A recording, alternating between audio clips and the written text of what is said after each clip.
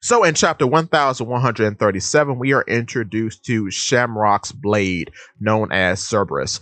Unlike his little brother, who also has a blade named after a mythical creature, Cerberus don't seem to exist as actual animals in the One Piece world. However, griffins do, as in Big Mama's Book of Strange Animals, she mentions that she has a griffin from the South Blue.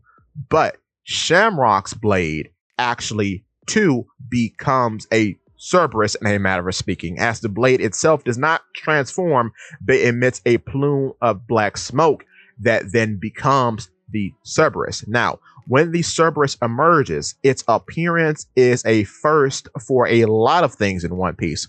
One, we have never seen a item who has the power of a Zoan fruit have the power of a mythical Zoan.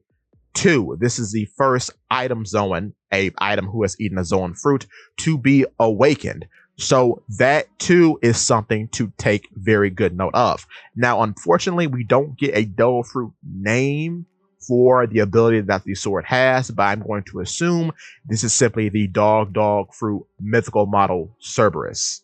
At least that's what I think. That seems to be the most obvious answer. But to continue, what's weird about how the Cerberus is depicted, it kind of looks like a three-headed German Shepherd. And I don't know if anybody else is seeing that, but that's what I'm seeing. It looks like a three-headed German Shepherd, which is very funny that Oda decided to make the Cerberus based off an actual dog. Very cool, very interesting in that way. But continuing, what is odd about Cerberus in the way that it is summoned is that it is summoned from the blade and does not transform from the blade itself. Because as we've seen with Fungfried, which was Spandam's sword, which was a sword that ate the elephant fruit, is that the sword itself becomes the elephant. That's not the case here. So that in itself is very interesting because we have never seen a transformation quite like this. Additionally, Cerberus exists in a weird space of being yet not being, because while it's not the sword, literally, it comes from the sword, and then it can still use aspects of being a sword while not transforming the sword itself, as we see blades come out of the three heads of these Cerberus's mouths while it is attacking Loki. This too is something we have not seen before. We have seen the actual weapon bring out aspects of its weapon self when fighting, but not when it's completely detached from said weapon. So that is wild, completely wild. So I guess when item Zoans do awaken, they can have the option to separate themselves in a way from their original body, and then the essence of the Devil Fruit takes on a life of its own while still retaining where it came from, because it's technically still that vessel, it's still that weapon. So it would still retain aspects of that weapon despite not actually changing the weapon itself. Very complicated when you really start to break it down. Very strange. But what also seems to be an ability of the Cerberus is that it seems to have some connection to fire. Now, I think this could be Hellfire, which is probably some sort of special type of fire, not unlike Marco's fire using his Berber fruit mythical model Phoenix. However, his fire was strictly for healing and I guess making barriers, as we've seen in block attacks. But with the Hellfire, it could be more severe than any type of fire we've seen throughout the series. More severe than the heat produced by the heat fruit held by Charlotte Oven, or the flames produced by the flame fruit, or even the heat produced by the magma fruit. It could be way higher than any of those. That's a very high possibility. Or two, it could be countered by Marco's fire. We have to wait and see, because I could see that being a possibility.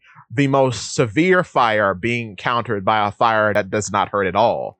Very possible. However, to continue, what is also very interesting about the Cerberus and how it's used in this chapter is that going back to that whole idea of being and not being, this is the first solid body Zoan that is able to manipulate its physiology in such a way in that it is able to decapitate itself and then turn those decapitated heads into seeking missiles that then spew hellfire, supposedly, from the backs of their necks.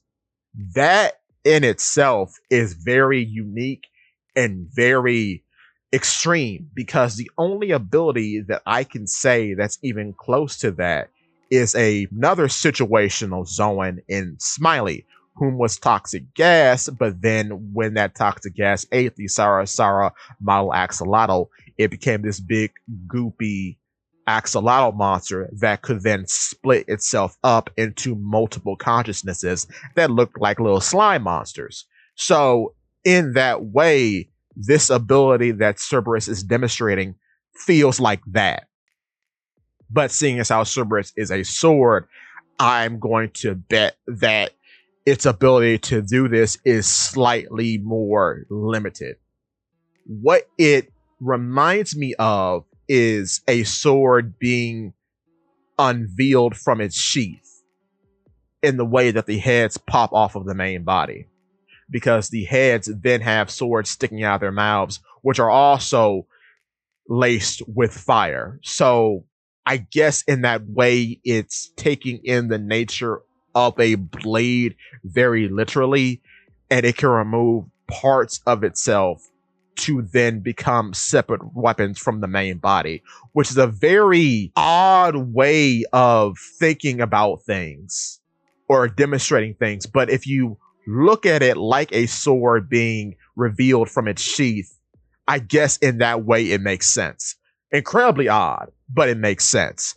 I also like how they can use the collars around their necks to generate speed. What's weird about this too, and I don't know if this is just a caveat of being a item Zoan, but a lot of them seem to just be like either embedded in the weapon that they come from, or have some weird reference on their person that relates back to their nature in being a weapon that has eaten a fruit.